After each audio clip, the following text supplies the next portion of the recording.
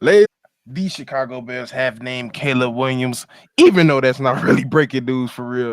It's It's your not. boy Stevo with my boy Kev, and we're gonna pretty much talk about the press conference that just happened with our rookies and our head coach right after this. Chicago Bears Central, your number one place for all Chicago Bears news and content. Thank y'all tuning in for another live episode of Chicago Bears Central, the number one sports for all Bears content.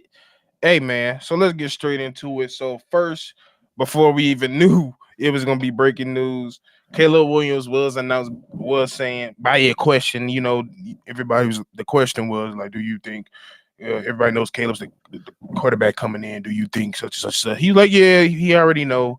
It's something we don't got to explain about it. So just before we get deep dive right into the real divvy of the whole press conference, how you feeling about us knowing who our quarterback gonna be day one?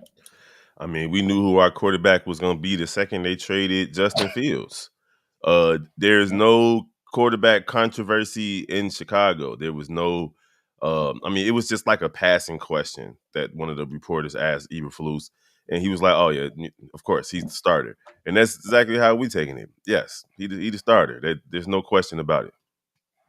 Yeah, without a doubt. Like I'm with you. Same thing. Like we already knew whatever the case was going to be, either Judge was going to be the starting quarterback or whoever we decide was going to be the quarterback, which was going to be Caleb Williams, was going to be a starter day one.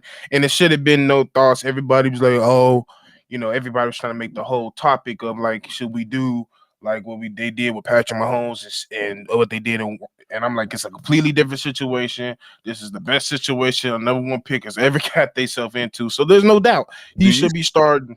Go ahead.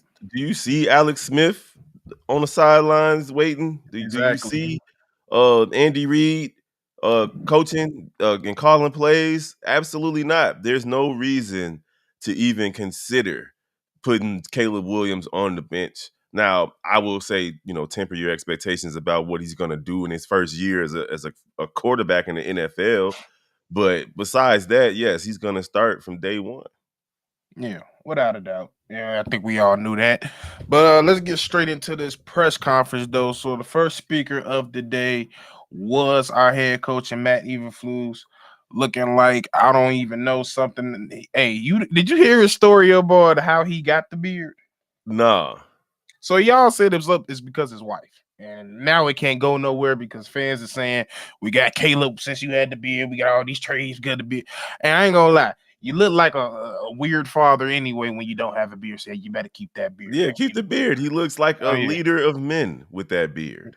yeah. Instead of somebody looking like a weird pastor that nobody wants to talk to. But he started off by saying that he had a meeting with the rookies today. As y'all know, they dropped the videos of the rookies reporting to camp last night, kind of around the 7ish hour. You seen Karen, you see Rome, you seen Kayla walk in, a punter, and he basically, talked about what's going to go down, the terminology, getting to know each other, this, that, and the third. Of course, they're going to have some on-field practice today. They did the press conference before they went into practice. So they just kind of talked about little things here and there. But what is your thought and process? Because the key thing he kept on saying is we got to stay where our feet at. He said that more than once. And, that's kind of what his slogan is. But he's saying we got to stay with our feet and we take it one step at a time. So what was your first thoughts on that? First, I didn't know that Karan was injured, had a quad injury, but apparently that happened in Yes. college. So they're taking him slow so that he can be ready for actual camp as opposed to the rookie mini camp. Yeah, But so he hey, will not be playing. He would not be doing anything physical today. So right. He's not even going to or practice at anytime all. soon. Yeah. Right. But I like the fact that they have a plan in place. I like the fact that they're really catering this mini camp to the rookies to the point where, it's basically they just got to show up and follow directions and pay attention. And you can tell that everybody's excited. Everybody's excited. I like what he said about Caleb Williams' work ethic. I like what he said about the whole organization starting fresh with a new quarterback as opposed to inheriting a situation like he did with Justin Fields. And it's top to bottom. It's not just with the quarterback, but with everybody that's coming in. The Bears look have a lot of new pieces in place across the field. So I like the way that Eberflus approached the meeting today and how the Bears are approaching this mini camp. Yeah. Now I do gotta throw this in because I sent the text. I was like, I ain't gonna lie, that was a little bit shady right there. But I believe the question was posed to Flus, and it was asked like, how is everybody feeling around with the coaches? How you feel like you're getting across to the players and everything?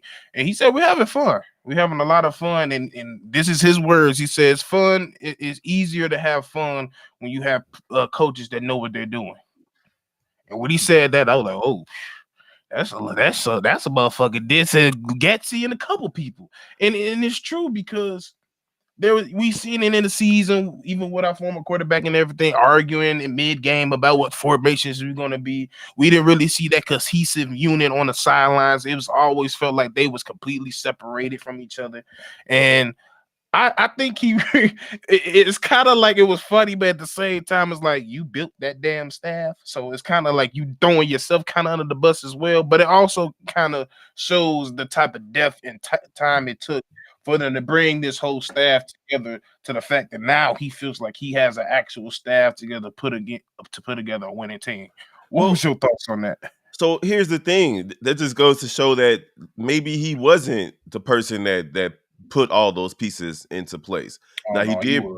I'm just saying, but he did bring that defensive coordinator in, and that guy, he I don't know what happened with him, but shout out to Peanut though. He was there today, at the rookie mini camp.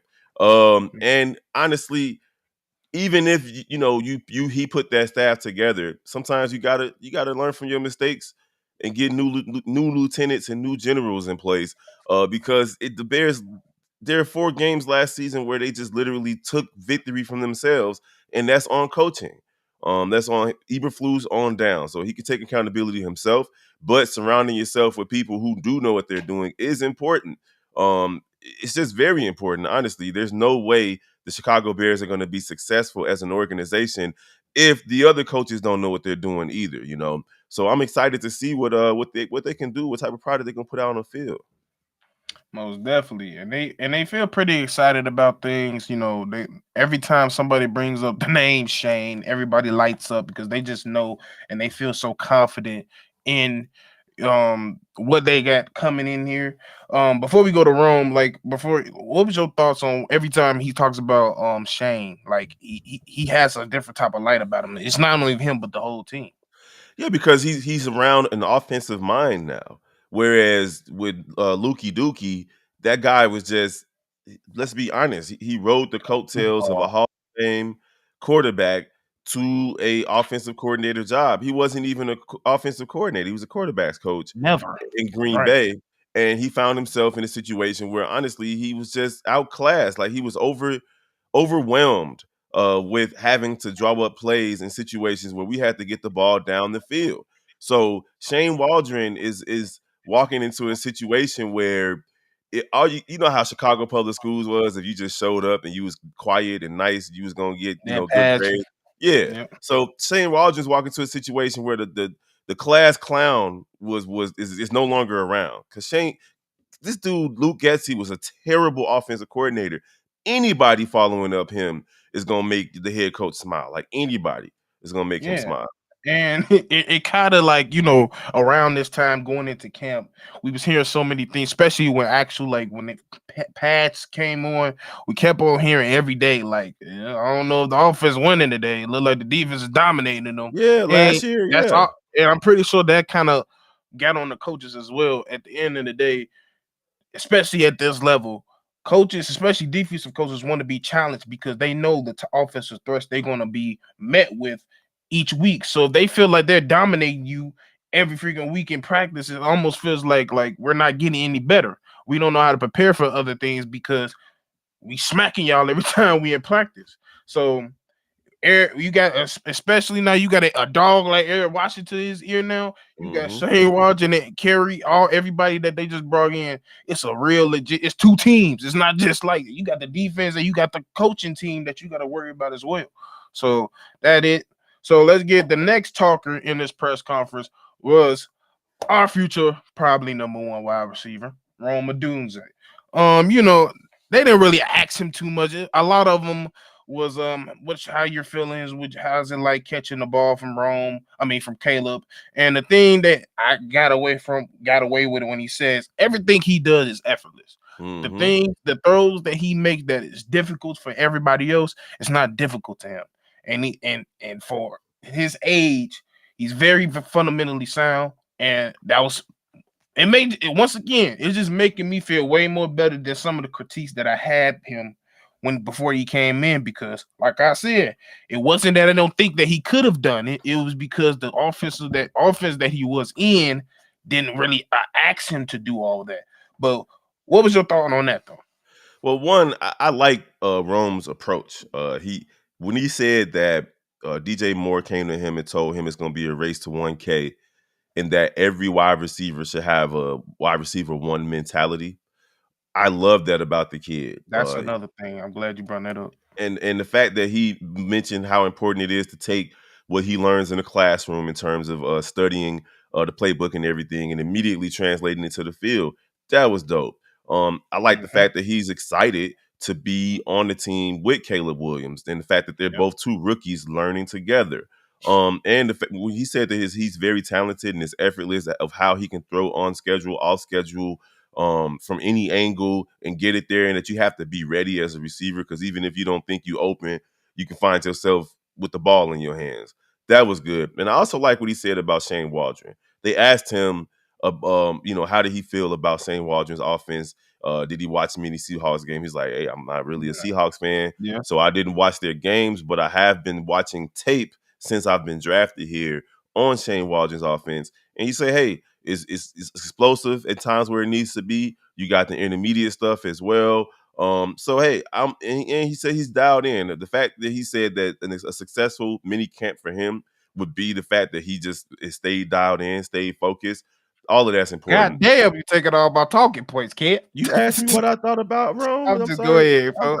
I'm answering what you thought. I took notes too. So no, but that's it, man. I love all the stuff that he had to say, bro. Like he seems like he's very focused, like very, very focused and ready to come in and be the number one receiver right now, regardless of who was on the team.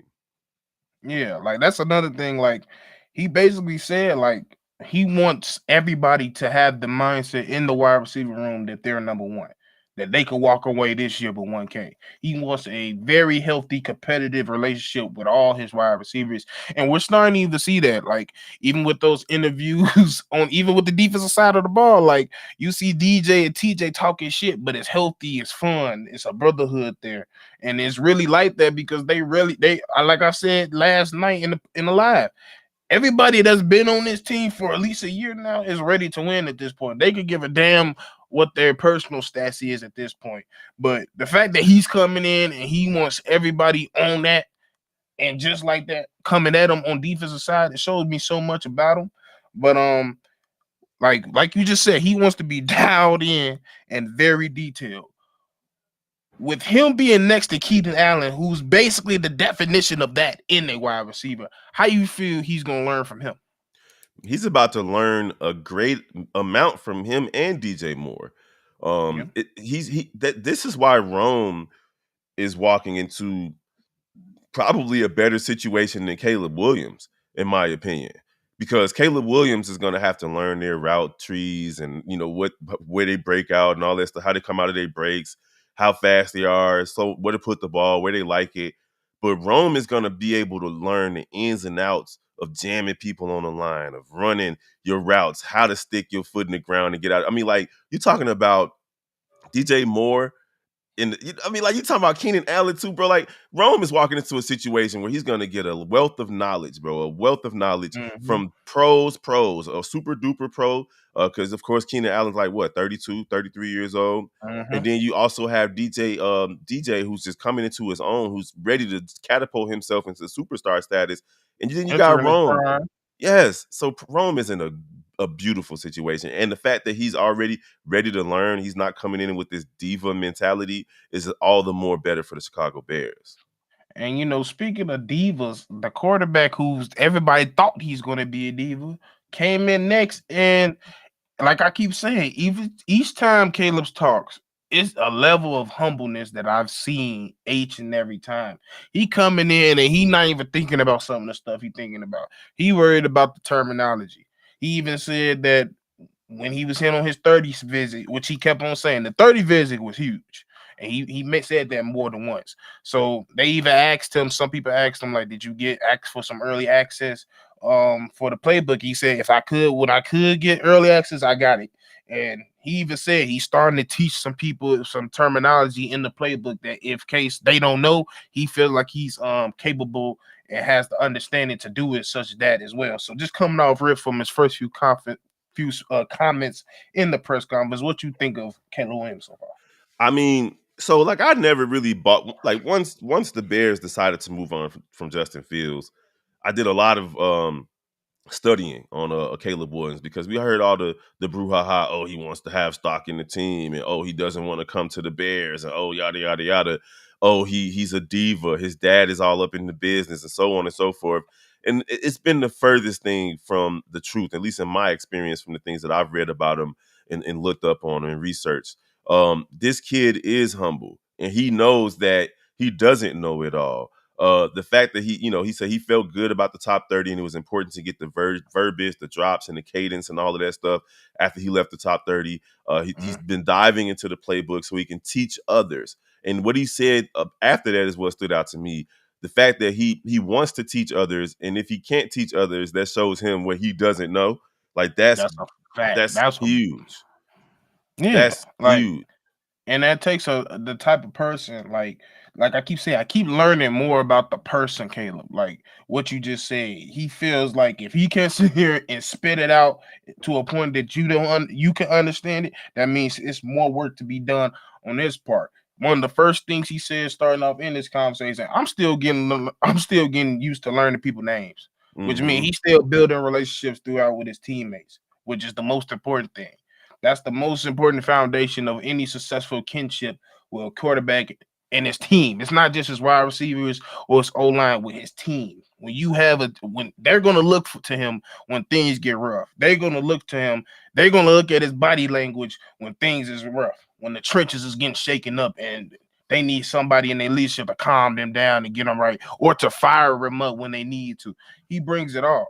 So he said that he was going to stay even keeled, like even after mistakes, yep. and that helps him and his teammates. But go ahead. And it was like you reading my mind today. It's like that's what I was going into next. Like he kept on mentioning, like he expects himself to make a lot of mistakes, but he's still willing to learn from it. That's all. If anything, it's almost like he's kind of phrasing like he's ready to get the mistakes out the way so he can get right. Mm-hmm. And the reason why he's able to get the mistakes out the way, because he's gonna make them, is because he's already taken. Way before he even got drafted, he had already taken whatever he discussed with the Bears to his private quarterback coach and started implementing it and started working on it so that he can be prepared now. So way back in, March, April, he was already working on things that Eberflus and Shane put in his ear so that he can be ready now in minicamp. And, honestly, man, the Bears have put him in a situation where he already has a solid foundation. And he said it started today. The structure's already in place to help him get off to a good start. So, and what he said about Shane Waldron and how important it is for him to have a strong relationship with him. And he loves the fact that Shane Waldron has worked with other quarterbacks throughout his career. And that's going to be something that he can learn from. So I'm already anticipating that Caleb is talking to Shane Williams about his time with the Rams, about his time. I'm sorry, Caleb Williams is talking to Shane Waldron about his time with all the different quarterbacks that he's worked with and all the different organizations that he's worked with as well. Nah, for real. And yeah, that's the thing. Like he's very curious, and like it just puts all the doubt for all the people talk shit. Like, why would he want to come to the Bear? Do that, and that. He is well comfortable with everybody on this staff, from his teammates to the coaches. And he said that today. I have full confidence to make these mistakes because I know I'm going to have help. I'm going to have help from my coaches. I'm going to have help from my teammates. I'm going to have help from the people in the building. And I've told people, like, yeah, the last fucking 20 years sucked. That shit was horrible. It was damn near depressing. I was getting tired of fucking starting up my Monday, and I'm in a fucked up mood because we lost. But when you really sit down and look at it, the damn Mikowskis did what they said. They moving the fuck back, and they're getting people in that know football, and they're doing the right thing, and it's showing. The whole culture has changed. Mm-hmm. You can see it from top to bottom. And I've always said that's what builds championships, kid. Yeah, and they're starting, this is just the foundation of a culture, because you have to build a winning culture, one game at a time. But it does start in mini camp. That's the foundation. Well, it starts in the draft, at least in this situation with the Bears. But one thing that I also liked was when they asked him toward the end about his leadership and what he thinks about it. And he was like, hey, to be a great leader, you have to follow. So I got both ears open and my mouth shut. And then he said once he learns the culture from every position, not just the wide receivers, but from the tight ends, the running back, the defense, so on and so forth, then he can start to assert himself as a leader. But right now, he doesn't even consider himself the leader of this team because he in rookie minicamp himself. And it's also interesting the way he talked about his former teammate, his teammate from USC, who's who's trying out. He's a walk-on. So yeah, he's trying out for our team. Yeah. What's his name? Jackson. Jackson. But when he was talking to him, talking about him, he was like, hey, he's trying to make the team just like I am. Like, because he was really referring to himself as a rookie who's in rookie minicamp, just trying to learn, just like a person who ain't even get drafted. So the humility's there as well. Like, he doesn't want his college teammate to feel like, oh, well, you're Caleb Williams. You're the number 1 overall pick. No, we both learned in this playbook. Comment. Go ahead.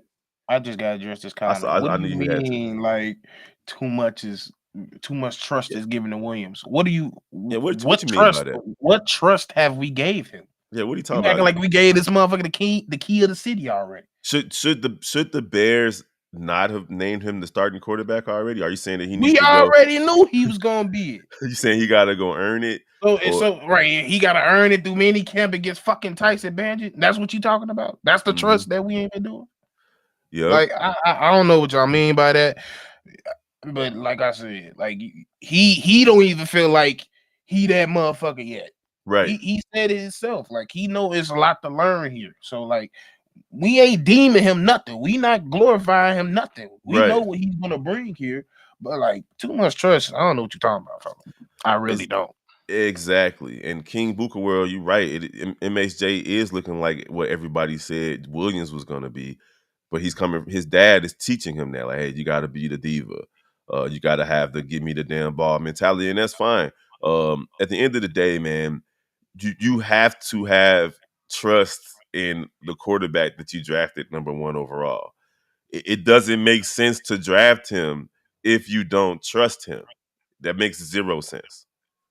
Like, why would you draft somebody that you can't trust? And then, like I said, if you mean naming him quarterback before, I don't know what to tell you, because like I said, we know damn sure we're not starting Tyson Bagent day 1. Right. And if that does happen, something fucking wrong happened. So like, the trust shit, for one, I don't think they're overdoing it with the trust. And 2, like Kev said, you have to have trust. You can't just sit here and be like, okay, we had something here that we could build off of.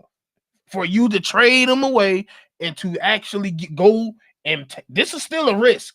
At the end of the day, we all feel good about it, but technically this is still a risk. So you have to have a big amount of trust in this guy for him to become here. And for the situation we in, we fucking ready to win.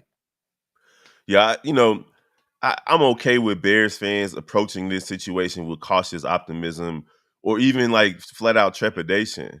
But at the end of the day, we have to borrow from the great Philadelphia 76ers tagline, we have to trust the process here. And in reality, I want to take that tagline because that process still fucked up. But you get what I'm saying, because you VP out of that process. So at the end of the day, man, Caleb Williams, it's gonna take time. There's nobody sitting here saying that he's gonna hit the ground and throw for 5,000 yards in his first season and 50 touchdowns and lead the Bears to the Super Bowl. But we do expect there to be growth over the next few seasons to the point where we can believe in this franchise again. Because honestly, this franchise hasn't done anything to earn all of this 230 people in the chat right now, 20,000 people on this page, commenting, watching all the content. The Bears themselves, the organization, they haven't earned, at least in the last 15, 20 years, the loyalty that we have. So it's time for them to start gaining our trust again, plain and simple. And they started the process last year when they, got the new GM, they got the new president. And then here we are now with a new quarterback and new wide receivers and the best offense on paper that we've ever seen. I was just about to say that. I was just literally about to say that. Like, I don't know how much trust. I got full trust in the situation. Mm-hmm. He just said we was in hell for a second. We didn't know how we was gonna turn this team around, and he sat here and did it. Mm-hmm. So I don't think it's too much trust at all. Now, at the end of the day, I do expect the Bears to make the playoffs this season. They've opened the window for themselves, and it's time for them to finally deliver on all the stuff they've been telling us for the last 5 years. Go ahead. Now I'm just gonna read what he said. This is from some random black dude. What a name. He said, the thing that I love about this is the first time I feel like every game will be winnable.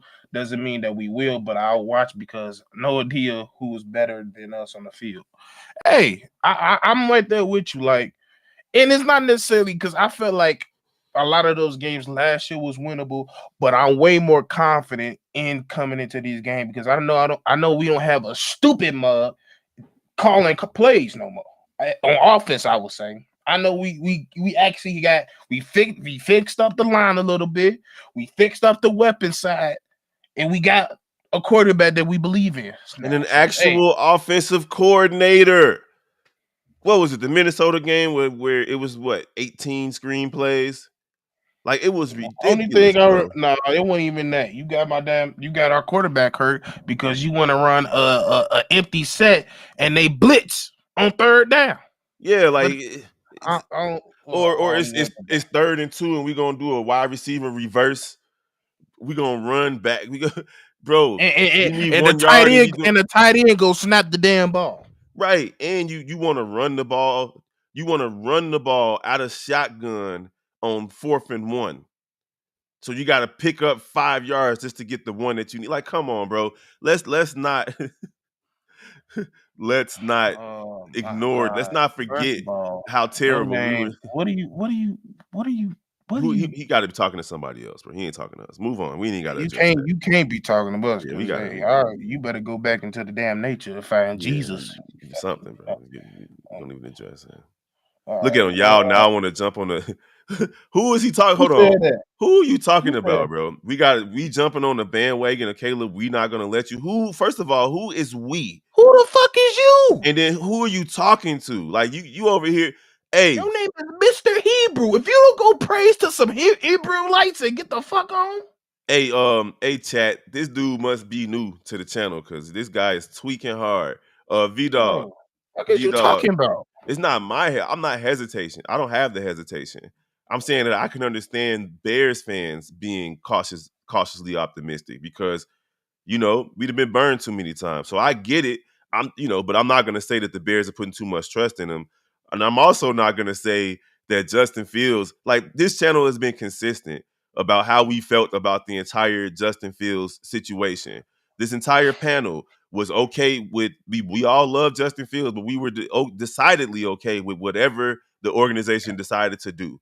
And since then, I don't even know why we're addressing this dude. Oh, I was just about to say, I don't even know.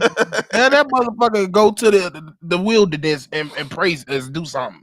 Yeah, because like I said, I don't know what the fuck you talking about. At the end of the day, like you said, you must be new here. Go watch some old shit because you don't know what you're talking about. But at the end of the day, you need to lose. Get his ass, bro. Get his ass, bro. First of all, you talking from your Dorito chip finger ass phone right now. You in your mama's basement talking about you need to lose. Your ass can't even move. Get him. You in this bitch talking about a Hebrew. Get him. Who the fuck names theyself a Hebrew? You not even a Hebrew. You from here. Always trying to take some shit. You ain't, nigga. He's talking about some weed. Like, what does he mean by we not gonna let you? these fans that think they can gatekeep some shit. Right. Oh, you can't be a fan. Who the fuck is you? Goofball. That's who he is. A big old goofy. He lucky Haize not here to light his ass up. That's like I said, go get in the goddamn prayer line and go to the wilderness like Jesus did to show us a Hebrew. Oh my mama, man. But yeah, so it was a good press conference today, though. Stev0 minicamp is in full swing. It feels like the Bears did the right thing drafting Rome. Like, I was of the mind state that the Bears should have drafted a defensive player at number 9. But it feels like Rome is going to be a fixture in this offense. And I think Caleb Williams is going to benefit from having a rookie that's going to grow and develop with him. And then they can have a nice rapport on and off the field. Now, I do want to address they're off the field. These guys have been to Cubs games. They went to the Sky game. Shout out to the Chicago Sky for having a great preseason, by the way. They also have gone out to dinner, and they've all been working together on the field too. So this offensive unit of wide receivers and quarterback, it seems like they're already prepared to take this city by storm, both at Soldier Field and around the city. How you feeling about that? Hey, bro, like I said, they just turning the city up, and that's one thing that we needed. Like, and that's one thing that shows you, like, it's starting to be a new era in Chicago. Like, there wasn't a lot of many people going to games. Like, I will be consistent. I will give his credit. Kobe is one of those people that did go to Sky games, and other games around. But like, when you have the face and a big face like Caleb Williams going to everybody's game and they're consistently do it, and if we start being good, like if we get in the playoffs with the Sky, that's gonna want people to go to White Sox games and Cubs games. The Cubs is fucking, I hate saying this, but they look pretty good right now. If they make it to the playoffs, you should expect to see some Sky players at the Cubs games, some Bears players at the Cubs games, and that only does wonders for us as a fan base, as a city. And yeah, it's just a way of turning the city up, and we needed it because we was in purgatory for a nice little minute. Now, this is another one. As long as the wide receivers don't get upset over not getting the ball, it's looking like they're going to be a phenomenal group. If you you missed it earlier, we talked about Rome and how he was addressing that situation. And DJ Moore approached him and said, "Hey, it's going to be a race to 1K between him, Keenan Allen, and Rome." And honestly, Rome's response to that was like, "Hey, if you don't feel like you're good enough to be, or if you don't even feel like you are the wide receiver 1, then you don't even need to be in the room. You don't need to be here. You don't even need to be in the room." So those guys are all going on the field, not necessarily expecting to get the ball, but expecting each other, that they're lifting each other up. Like, these guys all understand that they're one unit, and they move as one. So if it's a game where Keenan Allen get 20 catches and DJ only get 5 and Rome only get 1, but you get the W, I think that's all that matters to these guys. And like I said earlier, they're so excited for Shane because they already know what's going to happen. They have full confidence that this offense is going to be so dynamic and each person is going to eat. They'd already said there's going to be games where I'm not. DJ said it out his mouth. There's going to be games where I'm not going to cook, but that means Keenan go cook. There's going to be games where Keenan don't cook, I'm going to cook. And then if I ain't cooking, Rome going to cook. That's how he think, and that's how a lot of these players have already been here. Like I said, I don't think a Cole Kmet is going to care that much if his numbers drop, as long as he getting touchdowns and he's scoring and they winning. I don't think DJ is going to care if he's dropping in the summer, and especially Keenan. I really think he don't care about his stats. He really just want to win at this point. Oh yeah, this is DJ best team he ever seen, and close to Keenan's probably second to third best team he ever seen in his life. And it damn shows something Rome ain't never experienced in his life. So I think they all know what to expect based off this whole coaching staff, especially with Shane. Like I said, in this whole system, the third wide receiver got 90 targets, which is unheard of. Isn't that crazy? And he was tweaking, talking about some, I don't know. He was tripping. Like, what's wrong with you, bro? Like, you had 90 targets. You had 90 targets, but you had 60 fucking receptions. That means you wasn't catching the ball. Right. I'm telling you, man, I feel like Shane Waldron wakes up every day with his dick hard thinking about the things that's about to happen with this offense. And ladies and gentlemen, thank y'all for tuning in for another episode live on Bear Central. Kev done made me uncomfortable, as he always do. But you get what I'm saying, though, bro. Like the anticipation of what he could do, all the moving parts of this offense. Yo, you not gonna just scheme past that like you ain't just say that. What do you mean? No Diddy. My bad. No Diddy.